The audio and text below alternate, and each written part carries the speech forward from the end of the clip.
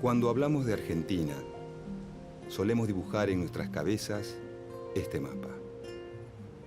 Si pensamos en cómo se formó, cómo se fue delineando el territorio nacional, siempre tenemos ese mapa dibujado detrás.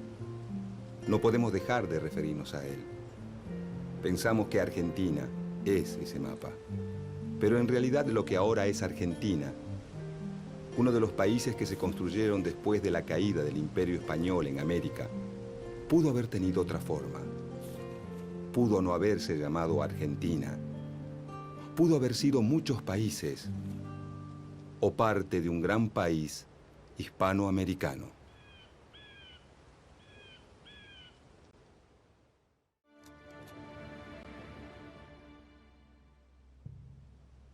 Lo que ahora se llama Argentina era el territorio ubicado más al sur de la América del Sur, que después de la conquista fue organizado por los reyes españoles en el Virreinato del Perú.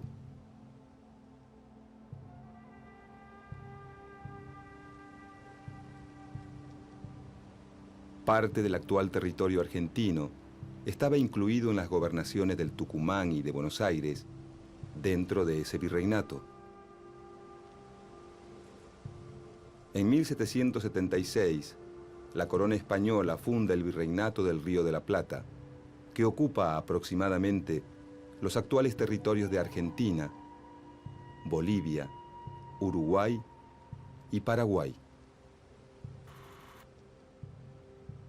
El eje de la economía se encuentra en la ciudad de Potosí, productora de grandes cantidades de plata. Y se elige a Buenos Aires como salida del mineral hacia Europa. Cuenta la leyenda que es tanto el mineral extraído que con él se podría hacer un puente entre América y España. Por su ubicación estratégica, Buenos Aires se convierte en la capital del nuevo virreinato. El Imperio Español parece volver a florecer, pero aunque nadie lo sabe, está a punto de derrumbarse.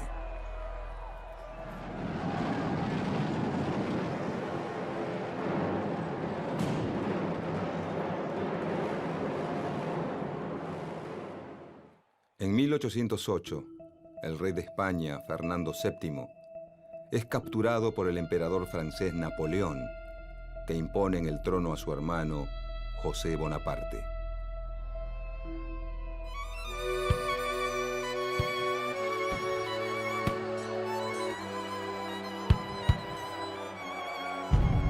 Las ciudades españolas se rebelan y forman juntas en nombre del rey preso.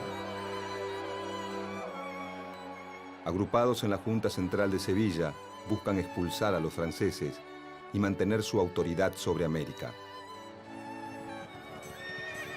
En 1810, la Junta Central se derrumba ante los ataques franceses y España queda bajo el dominio de Napoleón Bonaparte.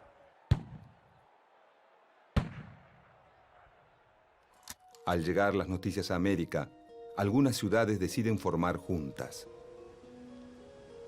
Caracas, Buenos Aires, Bogotá, Santiago de Chile y una región mexicana llamada el Bajío expulsan a las autoridades coloniales.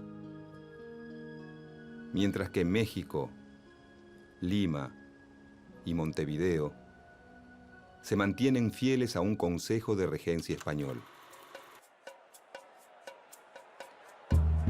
En el Río de la Plata, la revolución se expresa en Buenos Aires el 25 de mayo de 1810.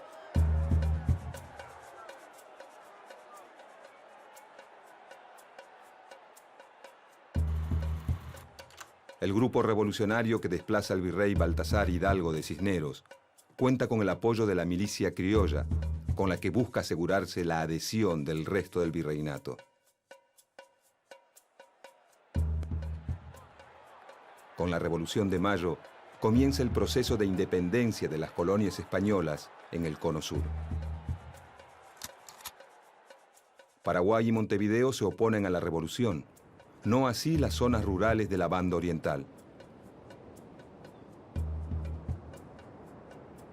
Mientras que el ejército de Buenos Aires es derrotado en Paraguay, Montevideo se rinde en 1814. Una expedición enviada por la primera junta obliga a Córdoba a la obediencia y avanza al norte para ocupar el Alto Perú. La expedición comienza con un triunfo, pero finalmente es derrotada. El poder está dividido. Durante años, ni revolucionarios ni realistas pueden pasar más allá de Salta. Para los lugareños, la guerra se convierte en algo cotidiano, en el centro de sus vidas. Entre 1812 y 1815, diferentes grupos patriotas impulsan cambios políticos, aunque no se animan a declarar la independencia.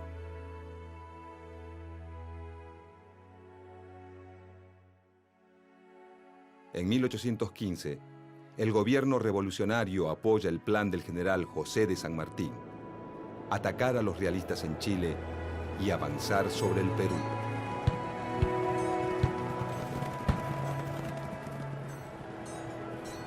Los territorios revolucionarios americanos están convulsionados por luchas y divisiones.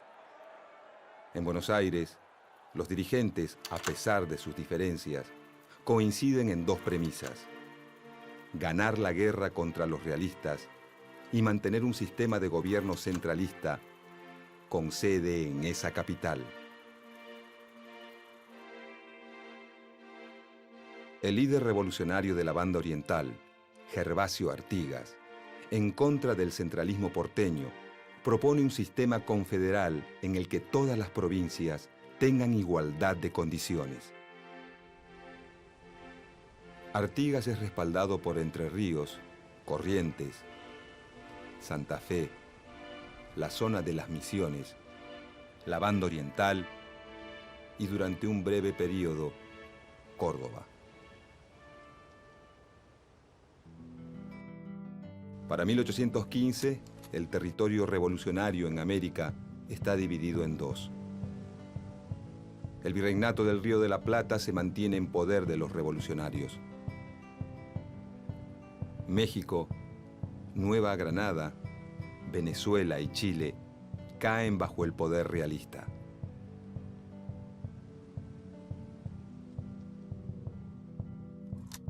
En 1816, el sistema revolucionario rioplatense supera una etapa crítica. Se reafirman los vínculos entre el interior y Buenos Aires, pero mantienen el enfrentamiento con el litoral.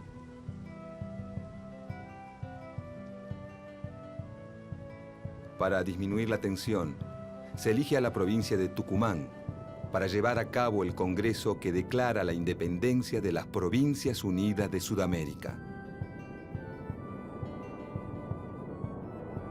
Potosí, Cochabamba y Charcas, que hoy pertenecen a Bolivia, son algunas de las regiones que declaran la independencia.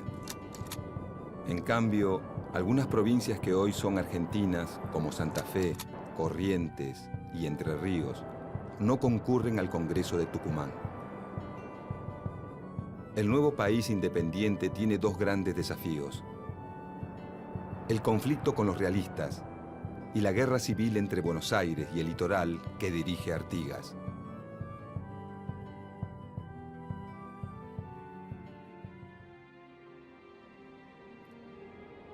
El nuevo director supremo, Juan Martín de Pueyrredón, reafirma el gobierno centralista y apoya al general José de San Martín, que inicia su campaña a través de los Andes.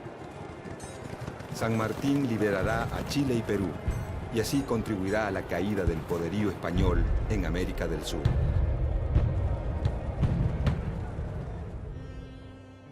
Pero en las Provincias Unidas, el alto costo de la guerra debilita al gobierno central, que delega en figuras destacadas de cada provincia la capacidad de reclutar hombres y recursos para la lucha.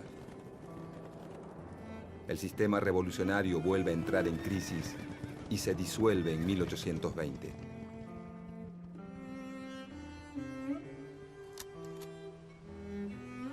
En el Virreinato del Río de la Plata, el actual territorio argentino está dividido en 3 intendencias: Salta del Tucumán, Córdoba del Tucumán y Buenos Aires.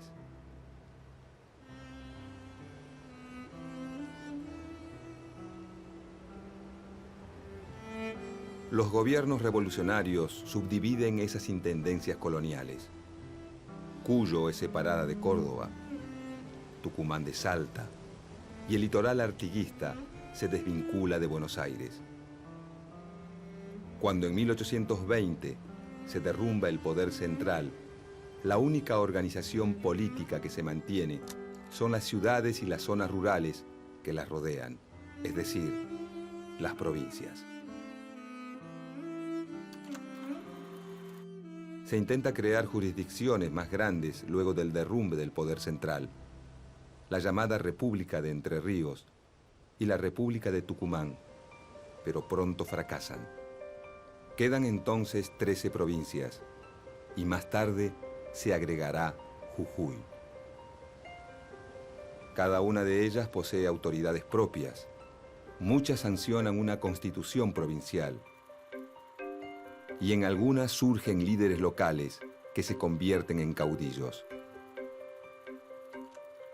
Salta, Tucumán, Entre Ríos, Santa Fe y la Banda Oriental han sufrido la devastación de la guerra.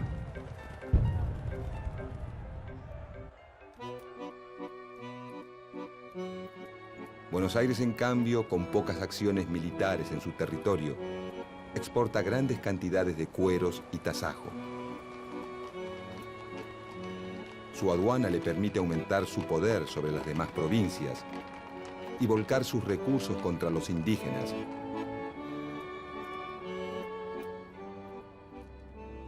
Y en pocos años duplica el territorio hacia el sur.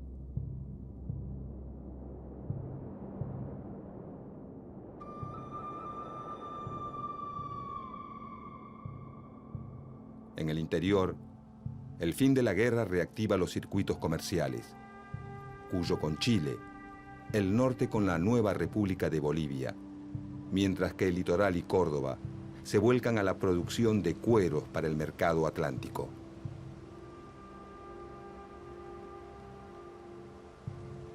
Las nuevas tendencias comerciales, lejos de contribuir a la unidad, fortalecen las divisiones.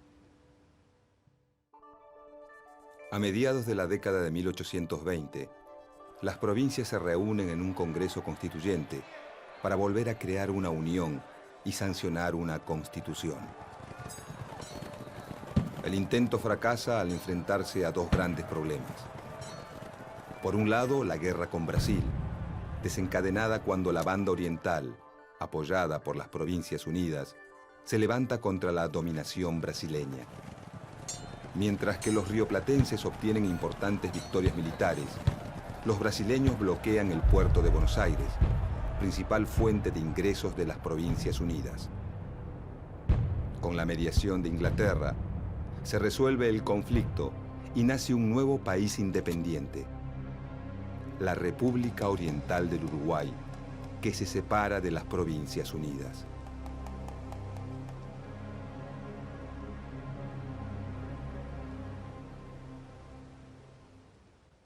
Por otro lado, el Congreso Constituyente se enfrenta a una profunda división en el ideal de Estado.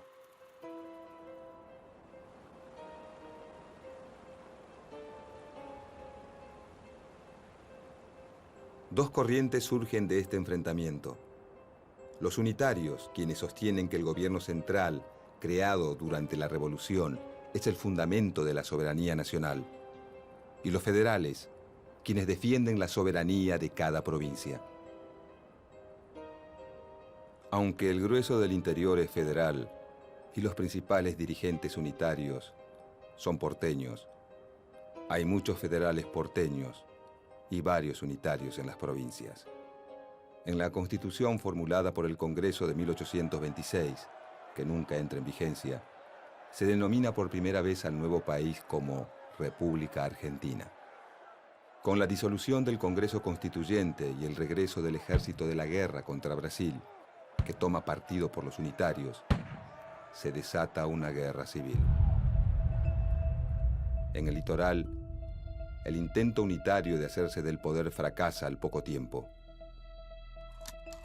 Buenos Aires, Santa Fe, Entre Ríos y Corrientes se afianzan como provincias federales. El resto de las provincias se aglutina en la unitaria Liga del Interior, conducida desde Córdoba por el general José María Paz. La contienda se resuelve a favor de los federales, y a comienzos de la década de 1830, las 14 provincias suscriben el Pacto Federal.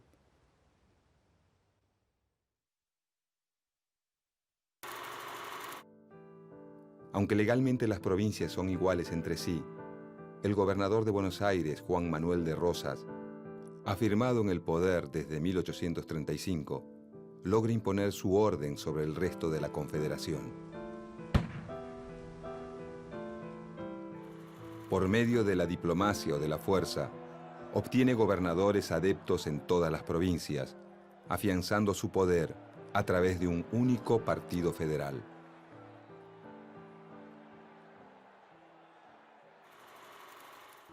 Esta política le genera grandes enemigos. La provincia de Corrientes, que lucha varias veces contra él. Los antiguos unitarios, un grupo de federales antirrosistas y un puñado de intelectuales conocido como la Generación del 37. Todos se oponen fuertemente al gobernador porteño.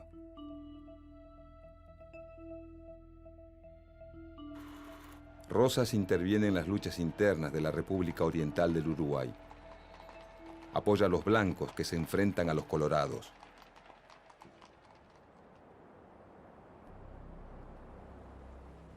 Los franceses aprovechan estos conflictos y bloquean el puerto de Buenos Aires entre 1838 y 1840.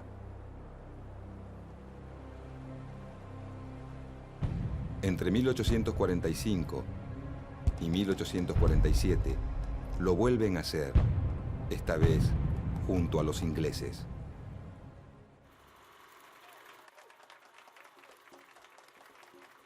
Rosas supera los conflictos y logra el reconocimiento internacional de una zona política autónoma en América del Sur. Es su momento de apogeo, pero uno de sus aliados más importantes, el gobernador de Entre Ríos, Justo José de Urquiza, se levanta en su contra, ya que Rosas impide la libre navegación de los ríos, lo que perjudica a las provincias del litoral, que no pueden competir con las exportaciones porteñas.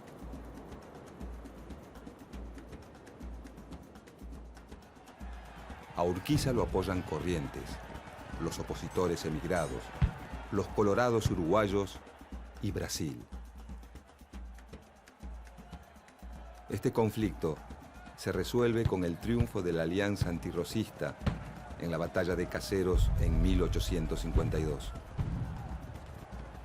Rosas se exilia en Inglaterra, donde residirá hasta su muerte. Con el fin del rosismo, comienza una nueva etapa en la Confederación. La mayoría de las provincias acepta renunciar a su soberanía en favor de constituir una nación. En Buenos Aires llegan al poder los antiguos antirrosistas, ahora nucleados en el Partido Liberal, que se opone al modelo de país de Justo José de Urquiza, al que ven como a un nuevo Rosas. El conflicto termina con la separación de Buenos Aires de la Confederación Argentina. Urquiza es elegido presidente de la Confederación y la nueva capital pasa a ser Paraná. Un año después, en 1853, se sanciona en Santa Fe la Constitución Nacional.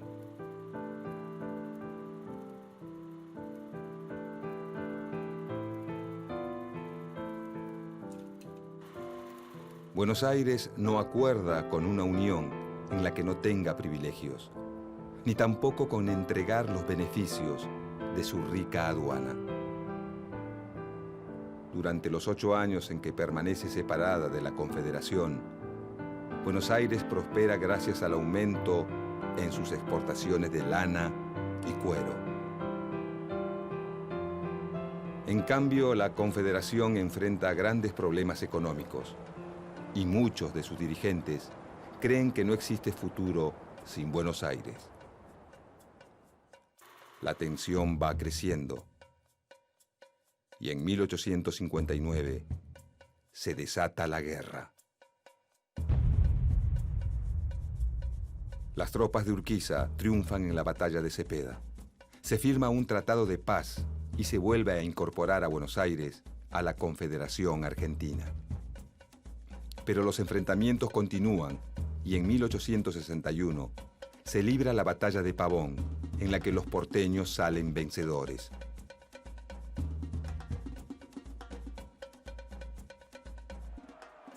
Su líder, Bartolomé Mitre, es elegido presidente. Aunque las 14 provincias se rigen por la Constitución Nacional y una autoridad central, Mitre pretende un Estado con predominio de Buenos Aires.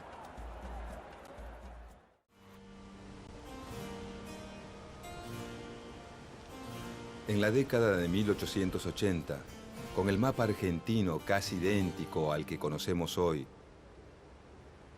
la existencia de un poder central consolidado, una sola moneda y un solo ejército nacional, se cierra el conflictivo y complejo proceso de construcción del Estado argentino. Pero otros procesos se abren y continúan.